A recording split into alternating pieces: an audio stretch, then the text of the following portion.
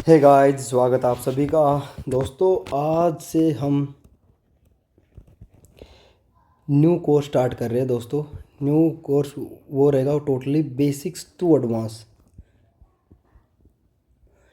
जिस भाई को लगता है कि भाई मेरे को ऑप्शन सेलिंग का बेसिक से सीखना है ना, तो प्लीज़ मेरे भाई आप इस सही वीडियो को देख रहे हैं। आपको यदि कुछ वर्थ इट लगे कि कुछ नॉलेजेबल लगे तो प्लीज़ सब्सक्राइब कर देना, बाकी आपकी मर्ज़ी है। तो दोस्तों शुरू करते हैं, ठीक है।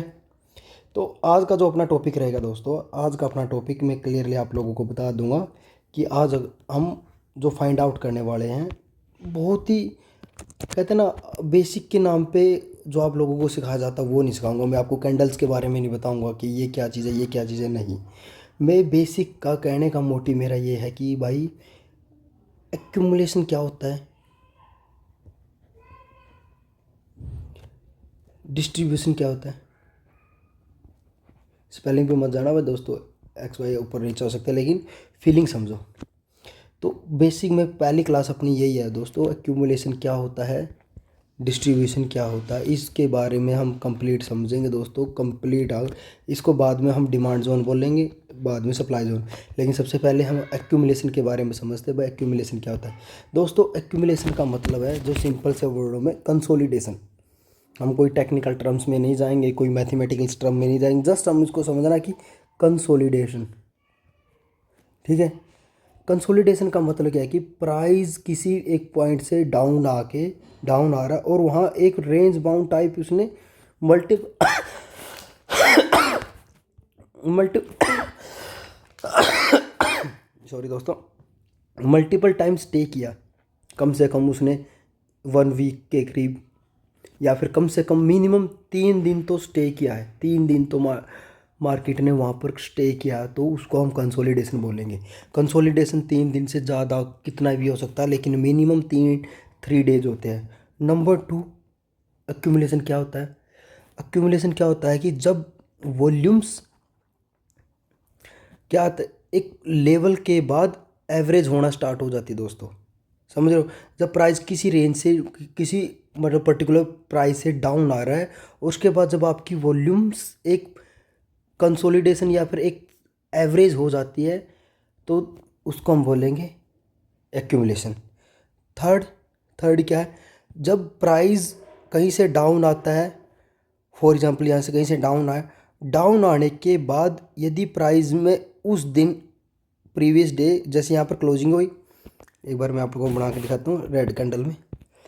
प्राइस जैसे डाउन आया, डाउन आने के बाद नेक्स्ट डे मार्केट में क्या किया, एक बेस कैंडल टाइप बनाई। बेस कैंडल के बारे में मैंने आप लोगों को ऑलरेडी बता रखा, लेकिन मैं अभी एक बार और बता देता हूँ। बेस कैंडल का मतलब जिसकी बॉडी और विक का डिफरेंस ऐसा हो, जिसकी विक ज़्यादा हो और बॉडी कम हो। फॉर एग्जांपल ये 60-40 टाइप का रेशो रहे, कि 60% विक रहे और 40% बॉडी रहे।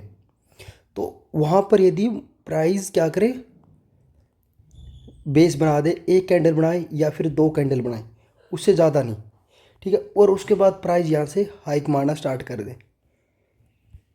जैसे यहाँ से हाइक मारेगा, तो इसको भी हम क्या बोलेंगे, एक्यूमुलेशन जोन। एक बार और मैं आपको समझा रहा हूँ दोस्तों कि एक्यूमुलेशन का मतलब क्या था। एक्यूमुलेशन का मतलब होता है कि भाई कहीं प्राइस का कंसोलिडेशन होना। मैं आपको एक एक स्टॉक का एग्जांपल दूंगा दोस्तों, नो प्रॉब्लम, बस आप समझने की कोशिश करो। एक्यूमुलेशन मतलब कंसोलिडेशन। कंसोलिडेशन कैसे, कितने दे, 1 वीक का भी हो सकता है, 2 वीक का भी हो सकता है दोस्तों, नो प्रॉब्लम। मैक्सिमम कितना हो सकता है, लेकिन मिनिमम कितने, 3 डेज का होना चाहिए दोस्तों। कंडीशन नंबर 1, ठीक है। कंडीशन नंबर 2, जब प्राइस किसी एक रेंज से डाउन आता है, तो क्या होता है, वॉल्यूम्स में क्या एवरेज होना स्टार्ट होते हैं, वॉल्यूम्स डाउन होती चली जाती है और एक एवरेज की टाइप बढ़ती रहती है, समझिए। आई होप आप समझिए। थर्ड थर्ड कंडीशन क्या है, जब प्राइस किसी रेंज से डाउन आता है, डाउन आने के बाद प्राइस एक बेस कैंडल बनाता है, एक बनाए या 2 बनाए, मिनिमम मिनिमम 2 या 3 कैंडल बेस कैंडल बनाता है, और उसके बाद मार्केट एक एक्साइटिंग ग्रीन कैंडल बना देता है, तो उस जोन को भी हम क्या बोलेंगे, एक्यूमुलेशन जोन बोलेंगे दोस्तों। आई होप आप लोगों को यहाँ तक समझ में आ गया। अब हम बात करते हैं डिस्ट्रीब्यूशन का। आप इसका स्क्रीनशॉट तो क्या समझ में ही आ गया होगा। आप इसका स्क्रीनशॉट भी ले सकते हो। चलो अब चलते हैं हम डिस्ट्रीब्यूशन जोन पे। तो डिस्ट्रीब्यूशन जोन क्या है? डिस्ट्रीब्यूशन, तो डिस्ट्रीब्यूशन जोन है जहाँ पर क्या होता है, जैसे स्मार्ट मनी अपनी प्रॉफिट बुकिंग करता है तो वहाँ पर भी कंसोलिडेशन होना कंपलसरी नहीं है दोस्तों, ठीक है। वहाँ पर कंसोलिडेशन हो सकता है 2 दिन के लिए, हो सकता है 3 दिन के लिए, 4 दिन का, नो प्रॉब्लम। लेकिन वहाँ पर कंसोलिडेशन हो या ना हो वो अपने लिए मैंडेटरी नहीं है। फॉर एग्जांपल ये प्राइस कहीं यहाँ से स्टार्ट होता है और एक रेंज तक चला जाता है, और जब प्राइस इस रेंज पे चला जाता है, जैसे हम RSI को देखते हैं ना, तो डिस्ट्रीब्यूशन जोन में या फिर एक्यूमुलेशन जोन में RSI का रोल है।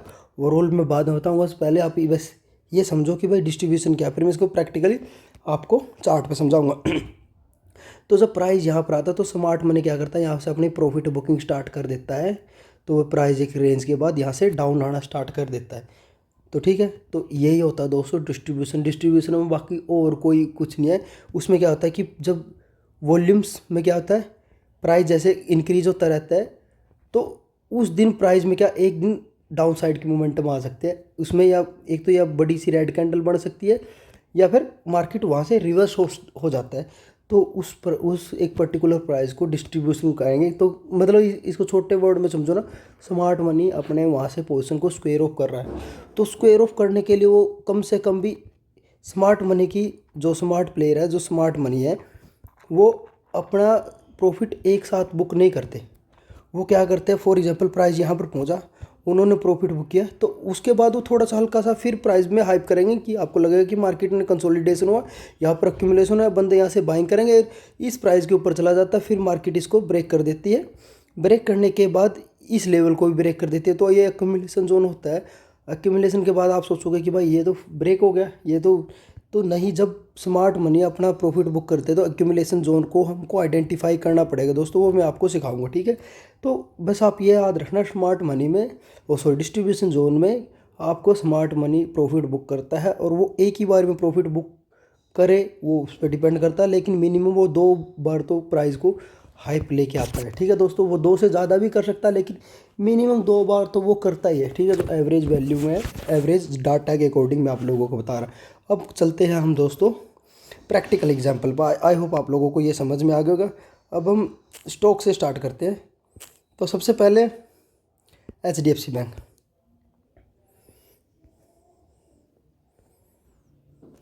ये अपना HDFC बैंक है दोस्तों।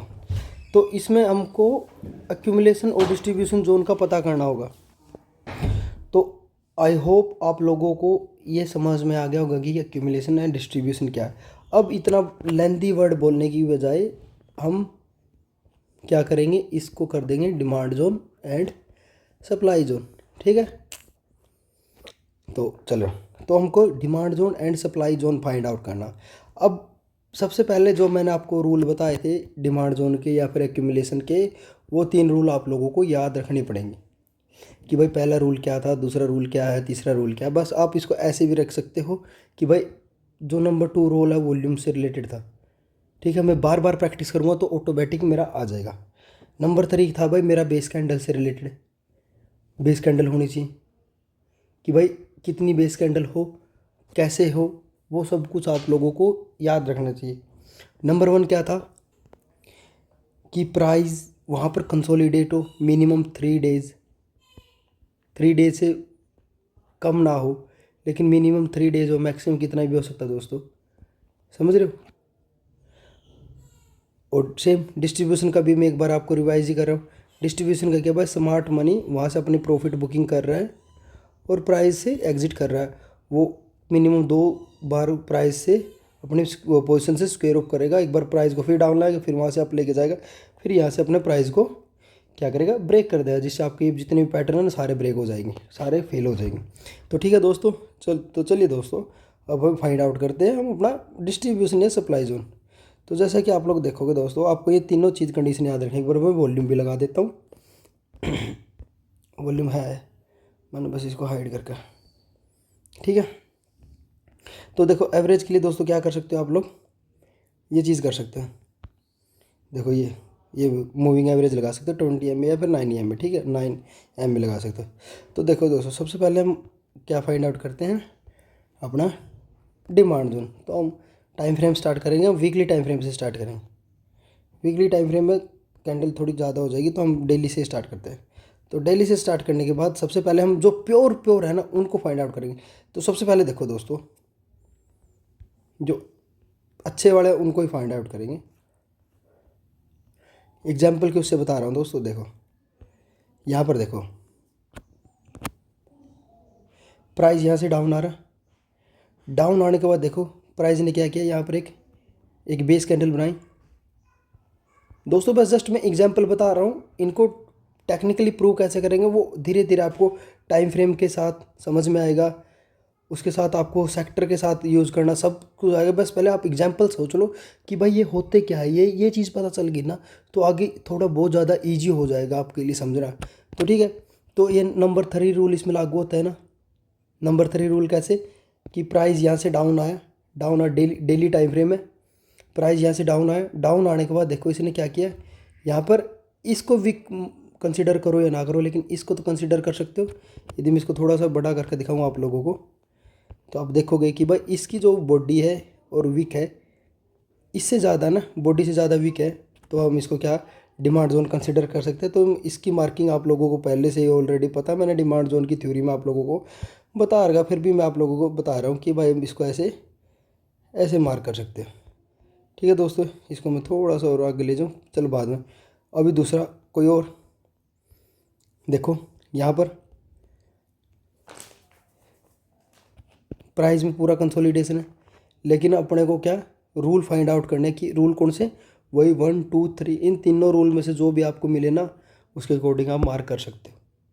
ठीक है, जैसे मेरे को यहाँ पर क्या उसका डिस्ट्रीब्यूशन का मिल रहा है, प्राइस ने यहाँ से हाइक किया, हाइक करने के बाद देखो यहाँ पर प्राइस आया, प्राइस आने के बाद देखो यहाँ से एक कंटिन्यूसली डाउन साइड का मूवमेंट। तो मैं यदि इसको मार्क करूँगा तो यही सेम रहेगा।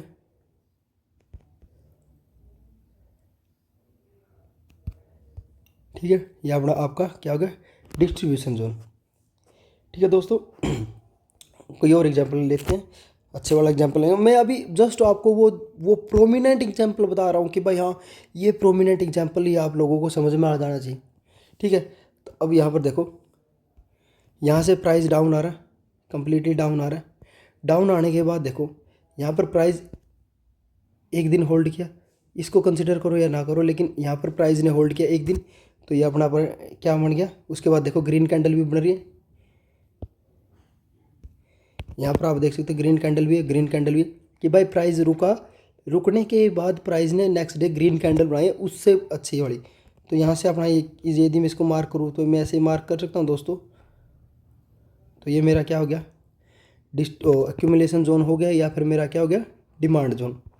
ठीक है, कंसोलिडेशन वाला भी एग्जांपल देखते हैं। कंसोलिडेशन वाला कहीं मिलेगा तो मैं आप लोगों को जरूर बताऊंगा, लेकिन वो लाइव मार्केट में ज़्यादा पता चल जाता है कि भाई यहाँ पर कंसोलिडेशन हो रहा है। ठीक है, तो यहाँ पर प्राइस देखो, एक एग्जांपल कितना प्यारा एग्जांपल है, 2 दिन मार्केट कंसोलिडेट हुई, ठीक है सेम, उसके बाद मार्केट ने ग्रीन कैंडल बनाई, तो ये क्या हो गया अपना डिमांड जोन, या फिर इसको आप एक्यूमुलेशन जोन बोल सकते हो, जो भी आपको बोलना। ठीक है, डिस्ट्रीब्यूशन जोन का डिस्ट्रीब्यूशन तो आपको प्राइस के हाइक पे या फिर आपको जहाँ भी लगे कि भाई प्राइस ने एक रेंज के बाद ब्रेकआउट दिया, जैसे फॉर एग्जांपल मार्केट यहाँ से कंटिन्यूसली चल रही है और यहाँ पर आपको लग रहा है कि भाई मार्केट में क्या हो सकता है, ये पूरा कंसोलिडेशन है, ये पूरा कंसोलिडेशन है, लेकिन फिर भी मार्केट ने इसको क्या ब्रेक किया, तो यहाँ से एक प्राइस आया, फिर प्राइस देखो थोड़ा सा अप चला गया, फिर यहाँ डाउन आया, फिर अप चला गया।